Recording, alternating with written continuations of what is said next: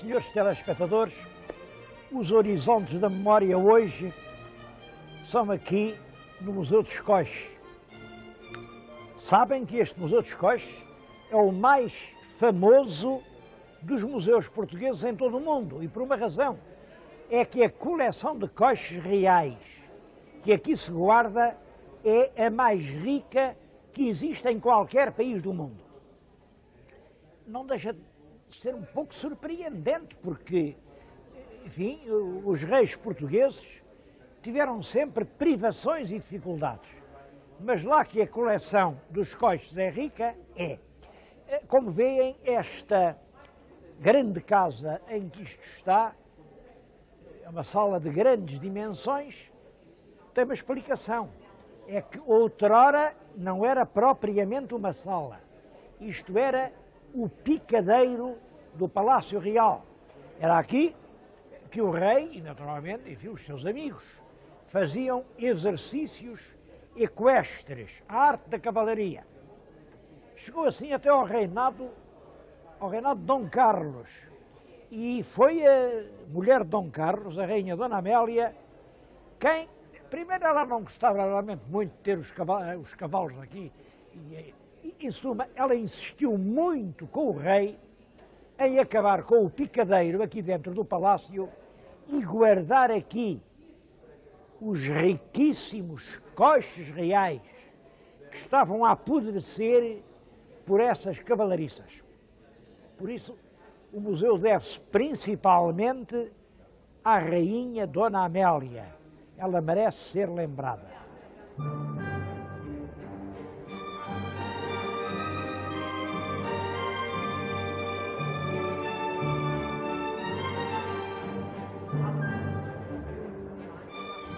Na nossa frente está o retrato da rainha Dona Amélia no próprio ano em que o Museu dos Coches abriu. É um retrato de um autor francês, um Victor Corcos. Eu peço a sua atenção para o retrato. Repare, é um retrato terrivelmente realista. Sem dúvida, é uma mulher bonita, claro, mas reparem, aquele rosto, ela parece estar a dizer: que mal fiz eu para ser rainha? É profundamente feminina, carnal, humana. Vejam, o volume do corpete parece adivinhar-se por debaixo do cetim do vestido. E há aquele diadema de pérolas, aquele diadema real, é de certo modo um mistério. Foi um diadema exatamente assim. Quem sabe lá se era o mesmo que levava a esposa do Duque de Bragança no dia do seu casamento. Este quadro foi posto aqui, e por baixo, leiam, que vale a pena. Aquilo que diz é: de picadeiro a museu, de museu a picadeiro. É um dos tais projetos portugueses. Isto começou por ser o picadeiro de El Rei, depois a rainha pediu, meteram-se cá os coches, e depois nasceu um projeto. Fazer um museu grande, um museu como deve ser, com as carruagens todas, e voltar a pôr aqui um picadeiro para cultivar a velha arte da cavalaria lusitana. Bom, mas isso são projetos. Depois começaram a dizer: o que é isto? Tirar daqui os coches? Não...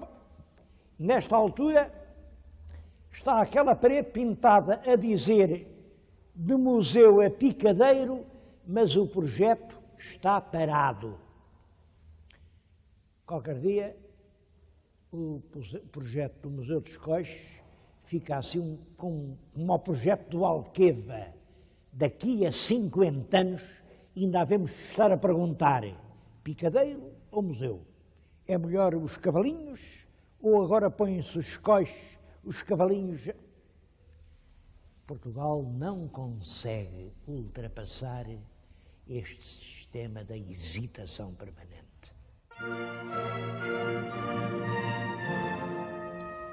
O carro mais antigo, que está aqui no museu, entrou em Lisboa no ano de 1619. É este.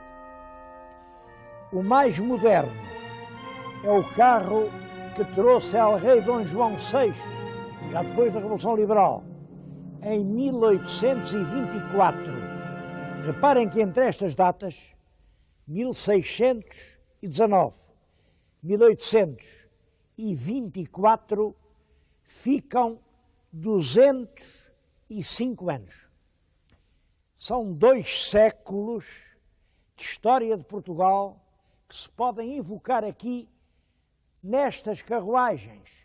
2 séculos de altos e baixos, de grandes momentos e de horas de tragédia. E era isso que eu gostava de fazer. O coche mais antigo é este. É o coche dos Filipes. Entrou em Portugal em 1619, quando o Filipe II de Portugal, portanto terceiro de Espanha, veio visitar Lisboa. Há quem diga que ele veio de Madrid até aqui neste coche. Eu não acredito, e não acredito por uma razão muito simples. Os rodados, as ferragens, não acusam desgaste nenhum. Isto é um coche que pouco circulou. Hoje está velho e a mim impressiona-me realmente o tipo de velhice, porque reparem num pormenor. Aqui ainda tem uma aplicação de latão dourado, parece bronze. Todo ele por cima, todo, estava forrado destas aplicações, mas roubaram tudo. Levaram tudo quanto luzia e julgavam que era de ouro. Só não puderam levar o que era mais pesado. Bom, e apesar de tudo, ele chegou até nós num regular estado de conservação. Devo-lhes dizer que é uma viatura de um grande valor, porque desta época, isto deve ter sido construído nos finais do século XVI, só há 2 carros em todo o mundo. Um é este e o outro guarda-se no Museu de Moscovo. Este tem certos pormenores que são curiosos e que revelam que ele foi imaginado para fazer grandes viagens. Um pormenor curioso era este. Levantando esta almofada, o rei dispunha de uma comodidade, que não tinha que sair da carruagem. Aliás, como calculam, toda a carruagem era forrada de cortinas espessas que hoje desapareceram. E todo o interior é de um grande luxo. Este teto da carruagem é todo de talha dourada.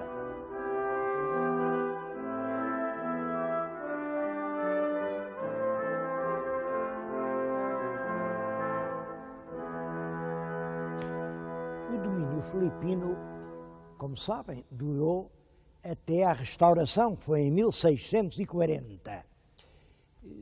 Os portugueses, em 1640, entenderam que era preciso um rei português no trono de Portugal. Bom, mas naturalmente os espanhóis não entenderam da mesma maneira. E quando uns pensam assim e outros pensam de outra maneira, há uma guerra. Foi uma guerra terrível. A guerra foi desde 1640 a 1668, 28 anos de guerra. Por isso, deste reinado, por exemplo, do restaurador, Dom João IV, não há coche nenhum. O dinheiro era todo para a guerra. O filho dele, o Dom Afonso VI, também não teve coche nenhum. Bom, mas aqui já há uma história para contar. Quando o filho casou, quando esse Dom Afonso VI casou com uma princesa de França, Dona Maria Francisca de Nemur, que ainda era prima afastada, mas prima, do grande vulto da Europa na altura, Luís XIV, o Rei Sol. E o Rei Sol, a França era a maior potência europeia do tempo, o Rei Sol, quando ela casou, deu-lhe 2 coches, imaginem, 2, este e este. Isto são prendas de casamento que o Rei Sol, o tal que dizia, o Estado sou eu, deu à nossa rainha Maria Francisca de Nemur. Essa rainha, está ali um retrato dela, vê-se que não era feia, só que esse casamento não podia ser, não podia ser. O nosso pobre Dom Afonso VI era um tropeço, ele mal falava, parece que nem falava nada, era hemiplégico, não se mexia, coitadito, era um diminuído profundo, e ela talvez não soubesse isso quando casou, ou então sabia, mas é claro, queria ser rainha, isto, uma coroa e um trono, e casou, mas parece que andou, foi neste lindíssimo coche que ela andou na altura do casamento. Bom, mas sentiu-se logo muito incomodada, percebeu logo bem que tinha caído, uma situação desgraçada que tinha arranjado, com aquele marido que não servia para nada, e entrou por um caminho que talvez, bem, isto não é assim um caminho bonito, mas foi o que aconteceu. Como o rei tinha um irmão chamado Pedro, que era um rapagão, bonito, atlético, com 18 anos, ela, já que o rei não servia para nada, aconchegou-se nos braços do cunhado. Ora, exatamente nessa altura, deu-se em Paris um escândalo que eu estou convencido que está relacionado com a história desta princesa. Um editor publicou um livro com umas cartas eróticas. Naquela altura aquilo até era um escândalo, chamado Lettre Portuguese, Cartas Portuguesas. Claro, em Portugal dizia-se que a prima do Rei Sol andava a meter o pé na argola, que pintava a manta, que toda a gente foi ver o livro. Bem, depois disseram que não, que eram as cartas de uma freirinha de um convento de Beja, e quem ficou com as culpas todas foi a pobre da Soror Mariana. É claro, é uma ideia minha, eu não posso garanti-lo, mas creio que a triste Mariana nunca escreveu carta nenhuma, e tudo aquilo foi um arranjo de um editor espertalhão para explorar o escândalo da prima del Rei Sol. Mas eu acho que os 3 monumentos mais importantes deste museu são os coches que estão agora diante de nós. São 3 dos coches que fizeram parte de uma embaixada que o rei de Portugal mandou ao Papa em 1716. Os coches foram esculpidos em Itália pelos mais caros e mais ilustres escultores italianos. Isto hoje é o que resta, porque os grandes coches eram 5, restam 3. E depois havia mais 10 coches pequenos, era uma grande embaixada. Dos que restam, este, eu dou-lhe o nome, eu bem sei que não é assim que lhe chamam aqui no museu, mas cada um fala como sabe. Este é o coche dos Lusíadas. Foi o próprio embaixador português que deu uma ideia ao escultor italiano. E eu acho que o nosso embaixador lá disse foi: olha, Tu aí fazes. Eu canto o peito ilustre lusitano, a quem Netuno e Marte obedeceram. Cesse tudo o que a tuba antiga canta, que outro valor mais alto se levanta. É isto o que esta escultura representa. Os oceanos, Tétis, que olha, a bola do mundo no seu dorso e que vence entre as ondas o gigante Adamastor. Aqui está o gigante. E Marte, a deusa da guerra, que manda um leão. O leão é Portugal e vence todas as guerras do mundo.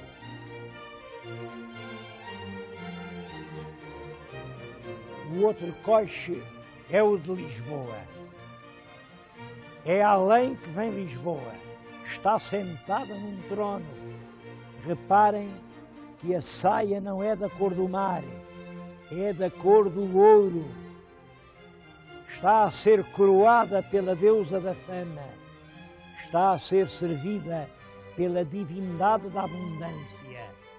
Mas a riqueza vem realmente do trabalho de escravos negros, trabalho de escravos da Ásia, trabalho das minas do ouro. É a grandeza de Lisboa, que facilmente das outras é princesa.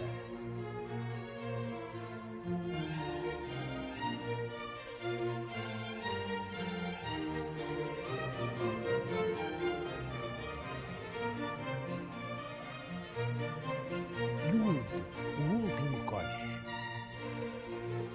é esta obra-prima, a que chamam o coche dos oceanos, e chamam bem. Estas duas figuras, que se dão as mãos, representam o Oceano Atlântico, que enfim encontra as águas do Oceano Índico. E os europeus sabem que podem agora navegar sempre por mar, desde a Europa até a Ásia. Os oceanos dão-se as mãos.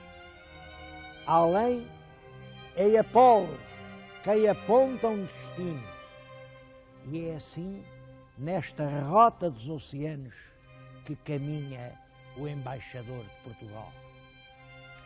Eu acho que nunca houve um sentido tão triunfal. Hoje diz triunfalista e eu sei que está fora de moda, mas a história não é das coisas que estão na moda, é das coisas que já estiveram na moda. Nunca houve uma versão tão glorificante da posição de Portugal no mundo. Eu até pensava que este coche dos oceanos, estes oceanos que se dão as mãos, seriam adotados como logotipo da exposição dos oceanos, que é já para o ano que vem. Mas não foi. Gostos não se discutem. Agora, do que não tenho dúvida nenhuma, é que a exposição pode não levar lá o coche, mas os estrangeiros vêm aqui vê-lo. Vêm vê-lo e podem ficar surpreendidos. Olha o Índico, já com a barriga cheia de buracos. Olha o Atlântico, já nem tem dedos nos pés. Olha aquelas cortinas, a que estado aquilo chegou. É assim que Portugal preza o seu passado e a sua glória. O único coche que está num estado, enfim, relativamente razoável é este, porque como o mandaram à Europália e a seguir foi aos Estados Unidos, como foi lá fora, restauraram-no. Os outros dois nunca saíram, não foram restaurados.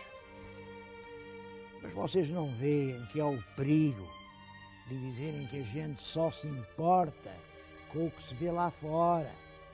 É o tal aforismo do povo. Para fora cordas de viola, por dentro pão bolorento. Espero que não tenha de se dizer isto a propósito deste coche.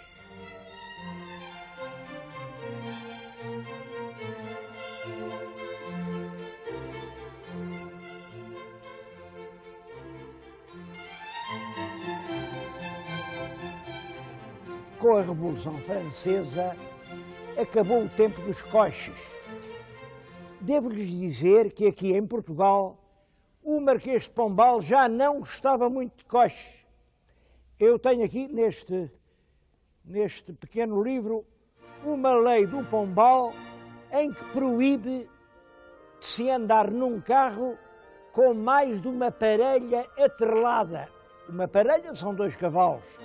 Devo-lhes dizer que aos coches reais se atrelavam 8 parelhas e num coche de um grande, de um bispo ou de um embaixador, eram 6 parelhas.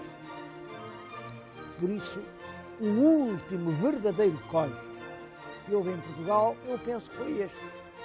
Foi o coche em que a rainha Dona Maria I e o marido, estão além naquele retrato, foram os dois aqui em 1790 à inauguração da Basílica da Estrela.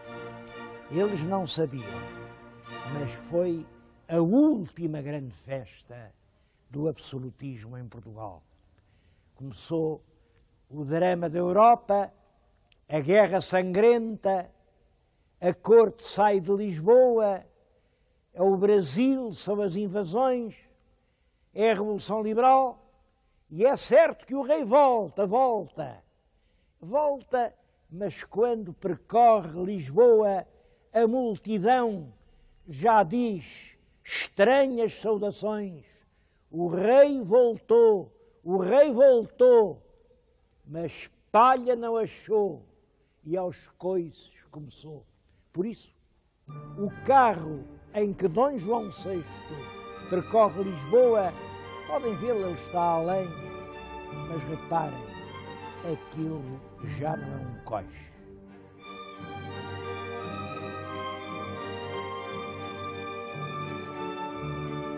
O verdadeiro coche é este, em que a rainha foi inaugurar a Basílica da Estrela.